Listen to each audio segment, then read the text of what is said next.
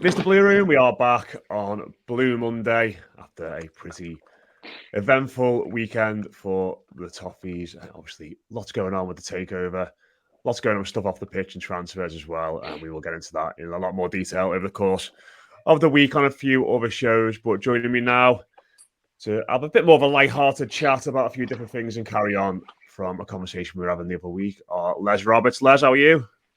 I'm good. Yeah, I've successfully negotiated Monday, so that's always a bonus. Yeah, can't complain. And And Dave no Downey football as well is a massive bonus for me. No kids football, no Everton. Weekends are all mine. It's great. Yeah, 100%. And Dave, how are you? Yeah, good mate. Back in the summer, nice golf weather. I was out playing yesterday, hence the face looks like I'm gonna blow up in a minute. So yeah, it's nice to get out on the golf course again in nice weather. Always feels like it's been years since the last summer as well. You know, when summer starts, it's like never feel like I'm on holiday when it starts. You know, with a decent temperature and all that. So yeah, great. Getting better as soon as I'm off work. Go to play golf. Great.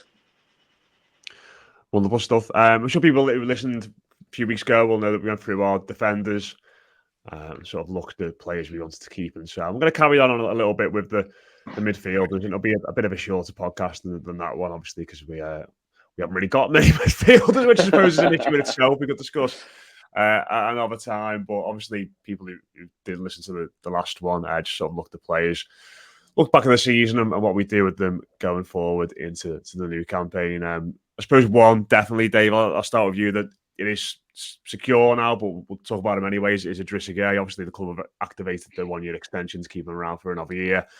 And it just feels like a proper no-brainer, that one. Yeah, it's crucial. It feels like a bit of momentum going into the summer as well, I think, Matt. I feel as if he grew when he came back. Obviously, he wasn't around all season for us, but I think I have to admit, when he first came back from PSG, I was like, why have we bothered doing this? Is it purely a sentimental type of signing that we got back? Because I didn't think he was playing well when he first came back, and it took him a long time to get back to what we first got him in the first time we brought him in, which was, we all thought he was sensational, didn't we, when he first came in? And then he became a crucial part quite quickly this season. When he was missing, you could sort of tell that his absence. And I feel now keeping him on for another year as well. What is he now, 34? I think he's not a player that you particularly rely upon with his pace, which I think that'll probably get him towards a lot later in his career than many other people. Quite astounding, really, that Ashley Young is still lightning quick, and he's about 45 now, isn't he? But with Idrissa, I think the positional sense that player's got these days, he's excelled in that as his career has gone on. Certainly with us anyway. So I think he's crucial for us, and delighted we've got him at least in this final season at Goodison as well. So he's going to be pivotal for us going forward this season. Yeah, one of those players, Les, I think that at times early in the season he wasn't in the best 11 bizarrely and didn't, feature a lot with Onana and James Garner being the starting ones. But he, as the campaign went on, I think for me it became very apparent that he's actually the best midfielder we've got. Yeah, it was one of those cases where you realised how good he was when he came in for a few games and then got injured and missed a few games. I think it was then that when everyone realised, oh, actually, yeah, he's the one who can do that particular job for this team. And it's just a very important job for this team, isn't it? What he does. And obviously, it was a no-brainer to give him that year extension because the money we would have had to have sort of pulled together to find a replacement. And then you've got wages on top of that. And, you don't know what you're going to get, even if this new player is going to fit in. Yeah, good decision to keep him on. I am 100% behind that. Yeah, there we go. Pretty unanimous there on Idrissa Gueye. Move on to someone who thinks quite interesting is obviously Amadou Onana, and player who divides opinion, obviously, Les. I think there's this common consensus now among the supporters that if we're going to move somebody on, it should be him, and hopefully as quickly as possible.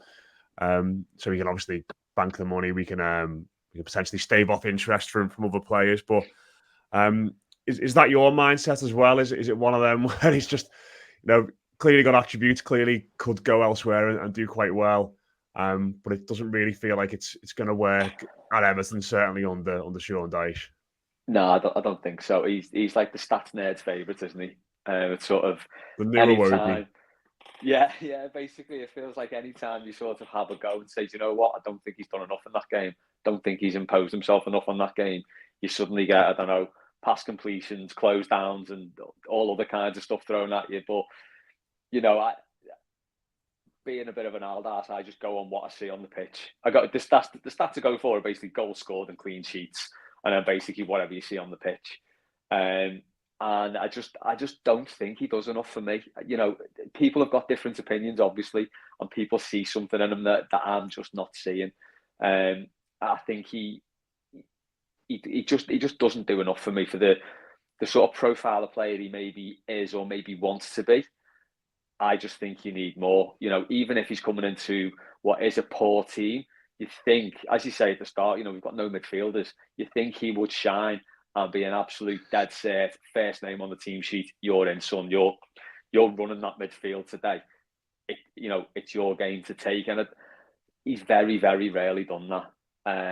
And that's before we get onto the penalty, which I'm never going to let go, by the way. But yeah, I just think he's the easiest one to get rid of. My only concern is that we don't really get enough money to sort of make any sort of meaningful profit on him, because because of the sell-on clause, which is, I don't know, is it 20%? It's big, isn't it? The sell-on clause. We paid about 30 million for him, didn't we? So yeah, so you kind of thinking we're going to have to get about 50 to make a little bit of profit on him. Which, if you look at it sort of objectively, in the fact that he's a early 20s Belgium international, as you said, he's got all the attributes to be a really good midfielder, just probably won't be with us. Then you think, the price tag's going to be high. But then when you look at like how he played for Everton this season, the fact that he missed a few games towards the end, he was left on the bench, and the fact that everyone knows the position Everton are in, it could be one of those that needs to get rushed through before June 30th, in which case I suppose the best case scenario for us is that he has a really good Euros, but Belgium get knocked out in like the first group stage, so he's in the shop window and we can sell him for good money before June 30th. But yeah, it's a sell for me. Just get as much as you can. Yeah, it's weird, Dave, how it's gone, isn't it? Because he was so popular to begin with. Remember people throwing phones onto the pitch for him to take selfies and all that. Obviously, initially the G'ing up the crowd was met with enthusiasm by a lot of people and kind of welcomed this player who gets in and has shown a relationship with the supporters that not many players have. But that's not turned sour, I don't think, but I think there's just a bit of apathy towards him now as his time at Everton's gone on. There's just nothing behind that, though, Matt, and you see it's the nice sort of thing fans want to see. I often think of most of Goodison as the way in which the family enclosure is. Obviously, the name family enclosure itself. You see people sort of love it, go all gooey when you get a nice photo with somebody or you see somebody sort of punch in the air. He started doing that quite early, and look, I think he's a player that you sign, the exact kind of player a club like us signs for such a big fee that you automatically think this lad is top class. I think you can see a similar comparison, although not to that level, of course, with Beto. You pay that much money for a player, you think you know what you're going to get. I think we enhance that. We go a little bit too far with that when we sign players, particularly given the financial situation we're in.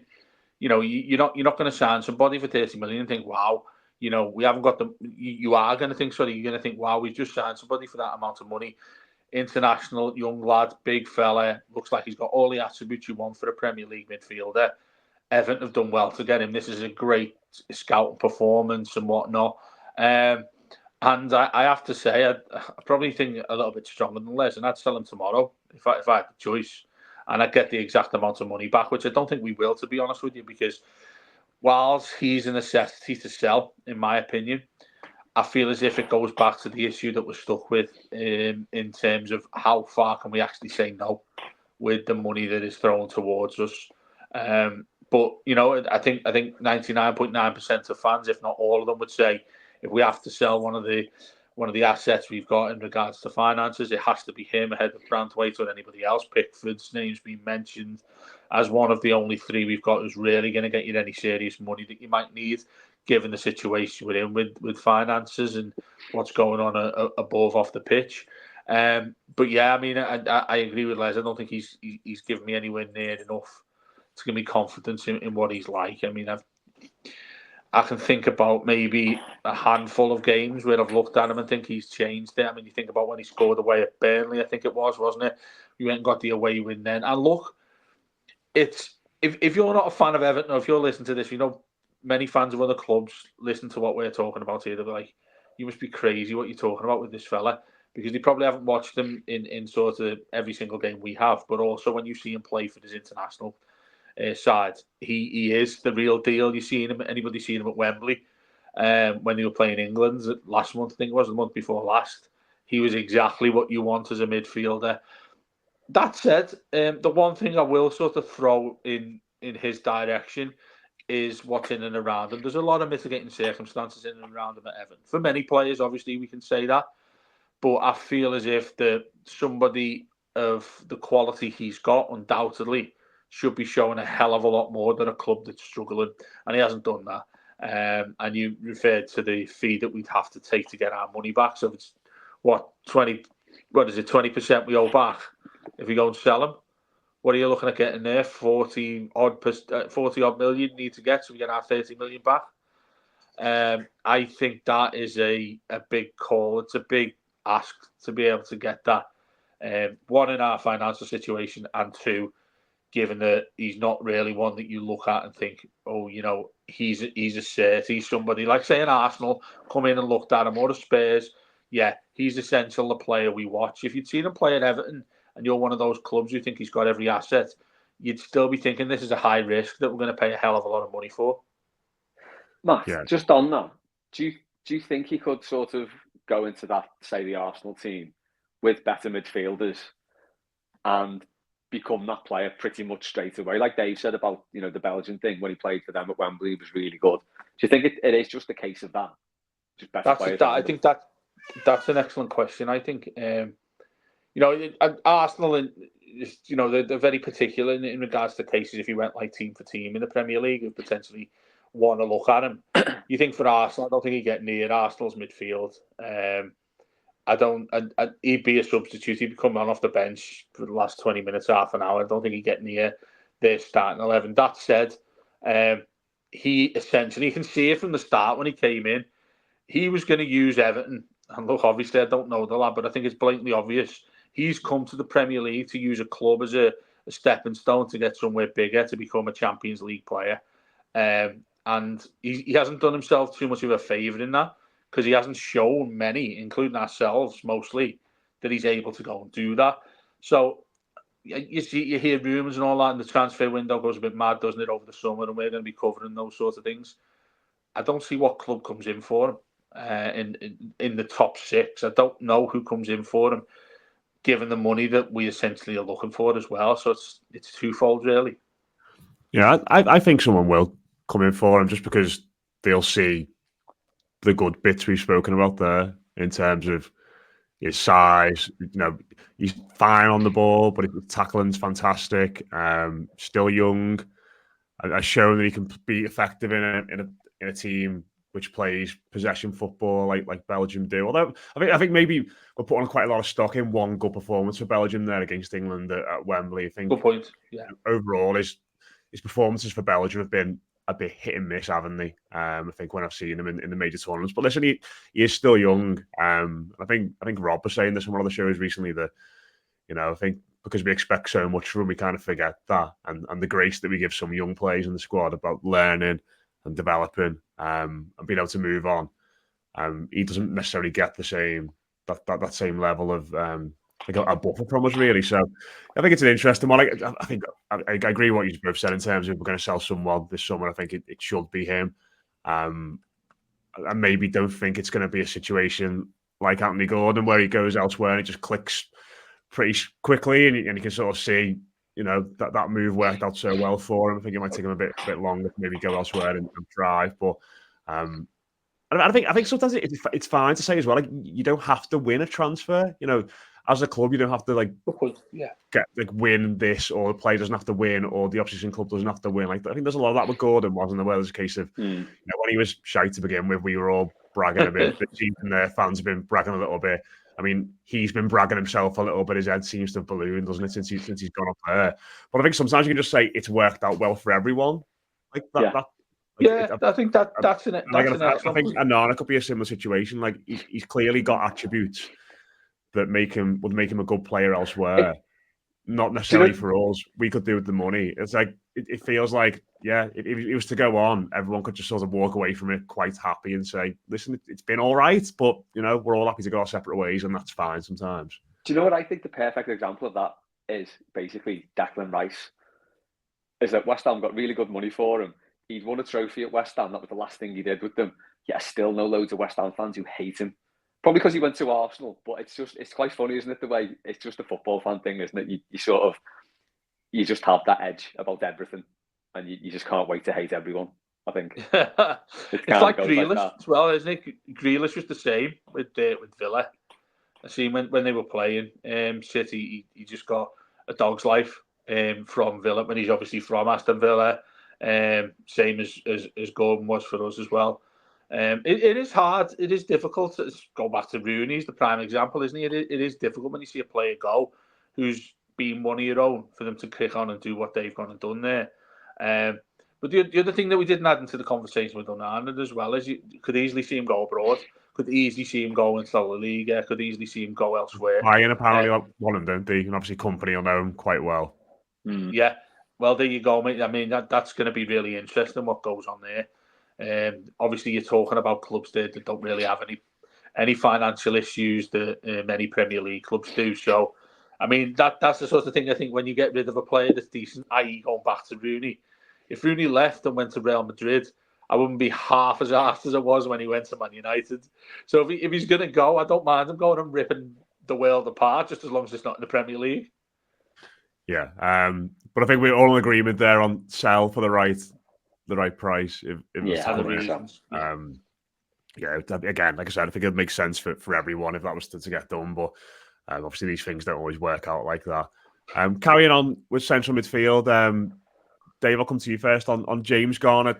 Started the year well, just was forced his way into the team. Had that week where he scored a couple of goals. Obviously, one against Bournemouth, one against Villa in the cup, and I think we got to that Nottingham Forest away game, and he looked like a really good midfielder who had the potential to kick on and really cement his place in the team. Can you not still hear me?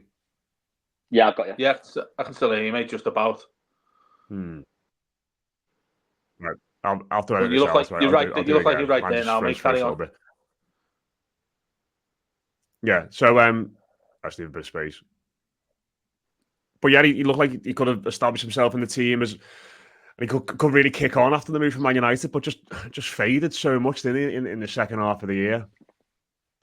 Yeah, I mean, it was interesting when we first got it. It was 15 million we paid for him at the start of the season. I think that obviously that's another substantial fee for us, given the predicament with him. But also, I felt when he was and you ask any Nottingham Forest fan, I've got a close friend at work who's a massive Forest fan, and they swore upon him. They were really, really sad to lose him when he went back to United, and it was Everton who he ended up coming to.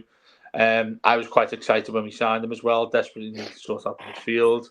You think about the start of that season, having had Onana and him there, and Gay as well, and you're thinking, wow, Everton have got a really good midfield here to compete against most teams in the Premier League. And I know we've spoken about it. He's been the narrative of a lot of our post-match discussions, hasn't he, Matt, for most of the season in terms of his contribution to the side. And look, initially I did feel sorry for him a little bit because he was thrown in at right back at times, sort of a right wing back role. Right hand side as well. Ones that he probably, if he's truthfully going to tell you, it wouldn't be ones that he'd choose or would suit his game, which he probably would say is unfair to assess what he's like as a player for Everton when he come along.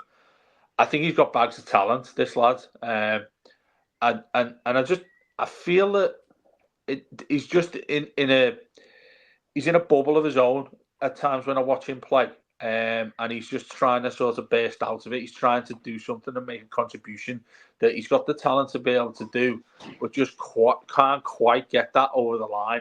It's the type of thing, when you've had a bad day at work and you think you've done something well, you go home and you are absolutely fuming that somebody else has done better than you. And I get that a lot of work most days.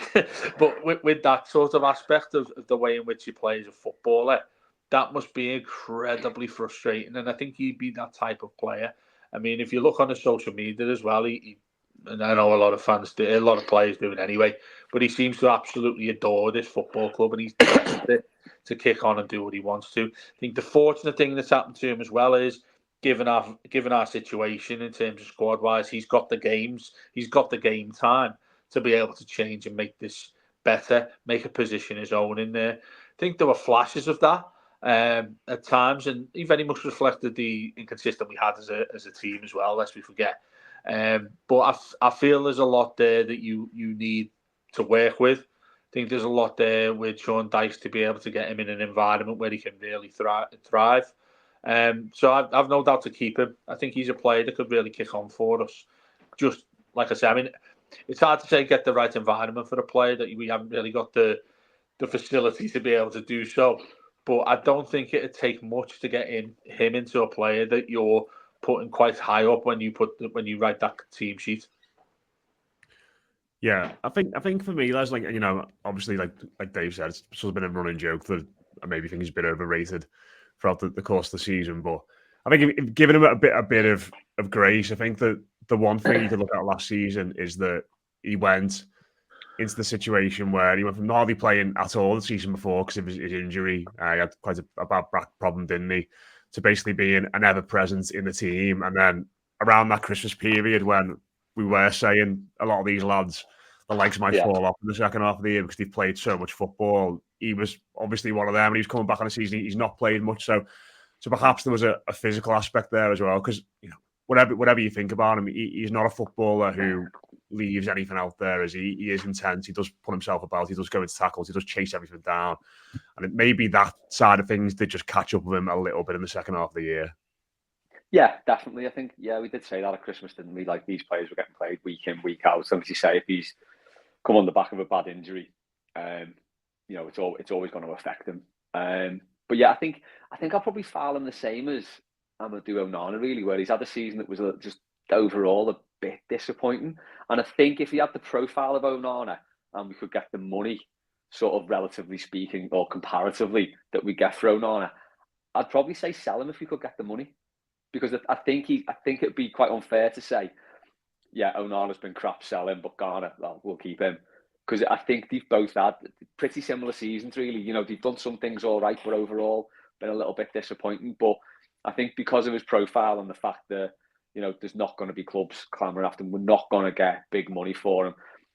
I think as, sell him for 20 million, we might as well keep him because we're not going to get anything comparative. I think 15 million was a good price. I think he's only going to appreciate in value. So yeah, I think by that token, because we wouldn't get anything that's worth selling for, I'd keep him. And hopefully, as you say, I'm maybe settled in this season, he can kick on and, be a bit better next season because, there's definitely something there as a player. He can play a pass. He's looked really confident on the ball at times, but just didn't do it enough last season. But yeah, in the scheme of things, keep him off set pieces. Well, yeah, I think since that West Ham game, he's not really taken any, has he? Because that was, oh my God, yeah, that was a proper flounce out the ground for me that day. I remember that well. Have we got anyone left to take them? By the way, got anyone left to take set pieces? Well, the next player we're going to talk about, Dwight McNeil, I suppose, is the obvious one, isn't he? And he had an interesting season himself, didn't he? Of course, obviously last year he sort of was the main man who kept us up, wasn't he? Went on that great goal scoring run, Brighton game, a few other good performances. It's been a lot more hit and miss, I think, hasn't it? Second time round, Les, and one of them where again, I think he came on strong towards the end of the year. I think he played well in a lot of games. I think scoring that goal against Forest really built his confidence up. Yeah. But he is still one of those players, like similar to James Garner, really, where you just left always wanting a little bit more from him. But I mean, I'm saying keep Dwight McNeil because if we do sell him, we will have no other wingers at the club. So that is, I mean, and according to you, he's going to be on new number 10 as well. So, well, exactly. That's the new role for him. No, definitely keep him. I think you're right, as you say. he did have a bit of a weird season compared to the last one, but I think the season before as well, he sort of came on. He had a bad start to that season, came on really strong at the end. Did the same last season, but possibly less so. But he's just still a very, very influential player, and probably one of, if not the only one, who can kind of pull something out of nowhere. He's probably the only player in the team, if he does get the ball 30 yards out, he is capable of having a crack and scoring. There's not enough in that team that can do that. So I think, he's got to be kept, as you say, by virtue of the fact that he's the only other winger of the club. But I think he's done enough to warrant to stay. I think he's a pretty key player in this team. Yeah, I think if you'd have Peter McFarlane on here, he'd be trying to throw us all. He'd have to go into going hard somewhere with me if he said any bad word about Dwight McNeil. But yeah, I mean, I do think it's been a strange season for him. Obviously, the one I think we've all raved about is that last of the goals he scores at Brighton. Well, the season before last now, isn't it? If we're looking forward to the new one, I feel as if. I think, is it you, Les, that said you would love to see him like a little bit deeper than you would just constantly sticking to the... There's quite a few people. Well, if he's going to play as a winger, I'd like him to get out wide more. But the fact that he does drift inside sort of says to me, well, maybe playing in that position because he can take a player either side then. He doesn't have to cut outside. He doesn't have to cut. He can do whatever. He can also play a really good pass and he can shoot. He sort of... I think in that 10 position, he's probably the closest we've had to a 10 like that since Sigurdsson, really. I think he could do a similar sort of role. Not much pace there, but technically very good on the ball. Basically. Yeah, I think he's good at that. I think there's an intelligence to the way in which he plays. It's not just bog standard, get the ball, whip it in. Although you get many fans saying, well, we need to do that a hell of a lot more anyway when you've got a number 9 there who showed us in the derby exactly what he can do if you put a decent cross into him. But I think there's more like that to his game, and I think he's a better player than many people give him credit for this season rather than the previous one where he was really good for us. He's... I don't know. I mean, I don't know if people would regard it as a sad thing to say, but he's pretty high up my list in terms of players we absolutely need to keep. And yeah, okay. The problem with that is that we haven't got many others who you put in that position. Other than some kids we want to throw in there, Dobbin maybe. Lads like that. But with McNeil, I feel there's a lot of versatile movement he can make with the ball. You see him a hell of a lot, so many times in a game where he seems to like run straight across the midfield and ends up in a position where you're like, what are you going to do with it now, mate? And I sort of feel sorry for him a little bit, where he literally just goes back to one of our fullbacks, sort of one of our centre-backs, and then he has to immediately return to the position that he's been in. But against somebody else who he just runs his arse off as well, doesn't he? And someone who fights for our cause properly. Obviously, the manager and him have a really good relationship. They've had basically since he started kicking a ball in a professional sense. No brainer for me. Dwight McNeil has to stay. Yeah, he's one of those players that, like, I know what you say. Like, as much as you are left wanting more from him, like I said before, like there's part of me as well when he does try and overcomplicate things, it just seems to go badly wrong. Like, I feel like if he just plays in straight lines and runs straight at the goal and has shots, or runs straight down the byline and gets crosses in, and that's when he's kind of at his best. So yeah, I think there's more to come from him as well, but whenever he does try and be more expansive, it never really tends to work. So it feels like he's sort of trapped in this weird place.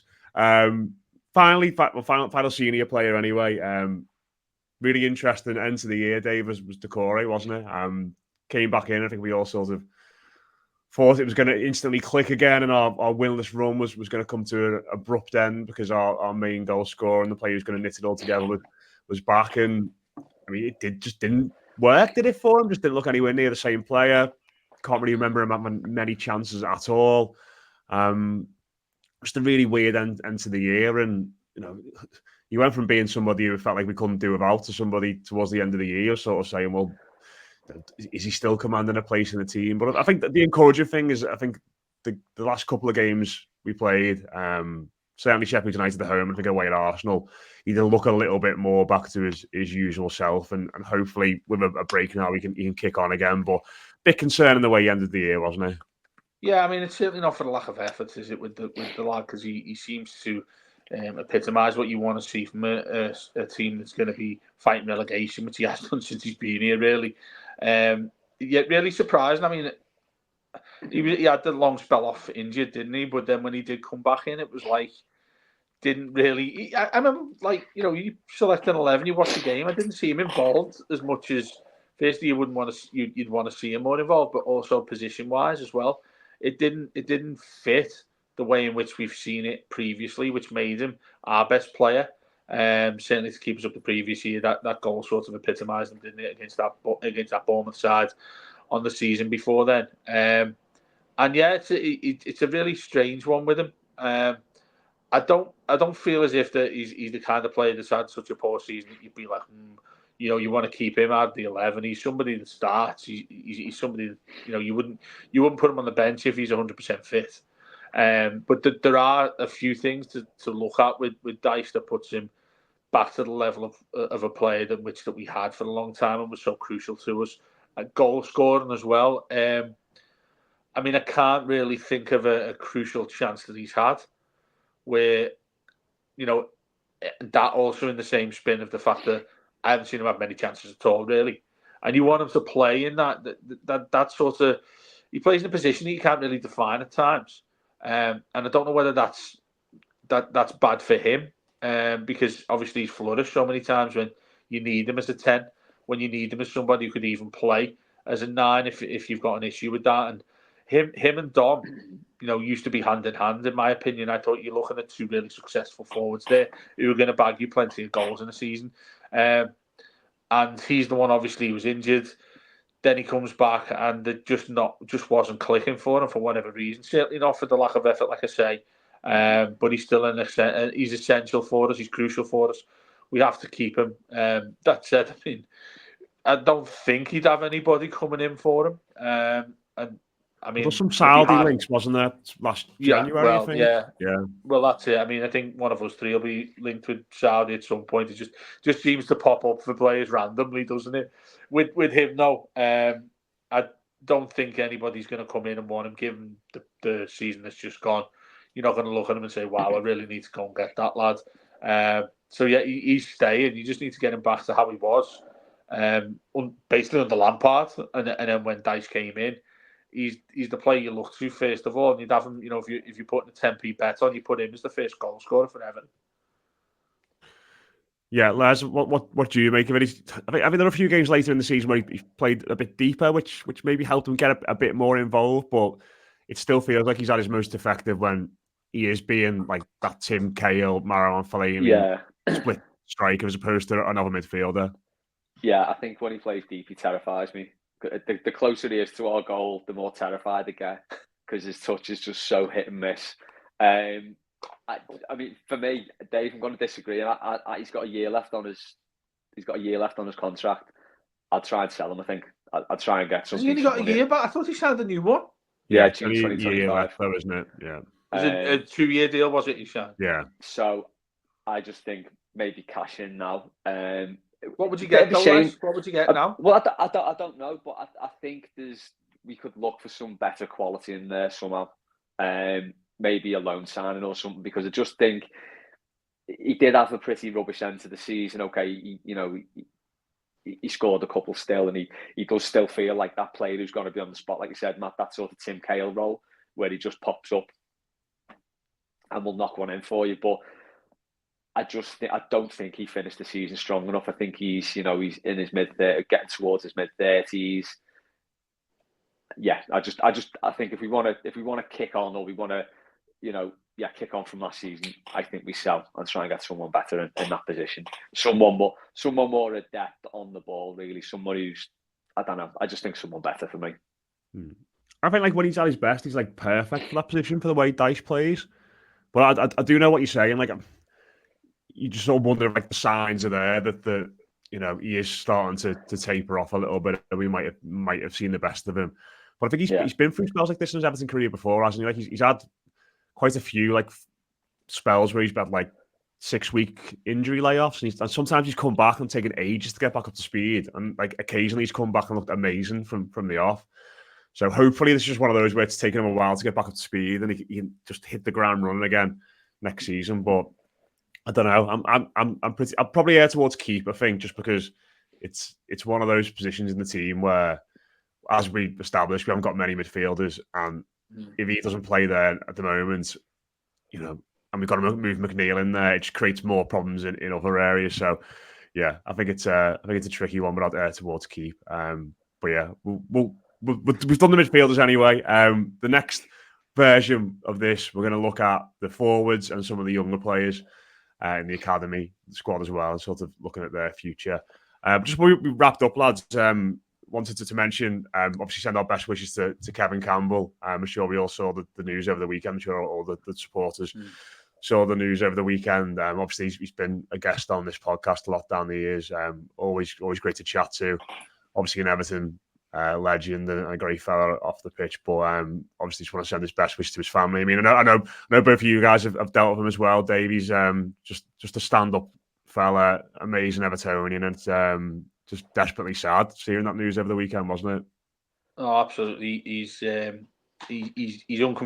not conventional when you look at footballers that have been and gone in years gone by, and that means he'll always reply to you when you message him. He'll always talk to you when you need to speak to him. Used him various times on 5 Live. He replies to you as quick as he can.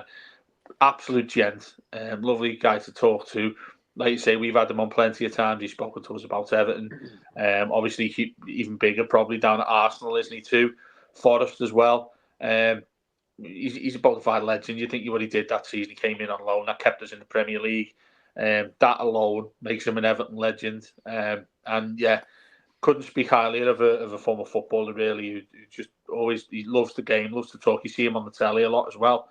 And yeah, best wishes, absolutely, everything positive towards him. Hope he gets better soon, and he's the type of guy that would want to talk football again as soon as he gets back fit and healthy.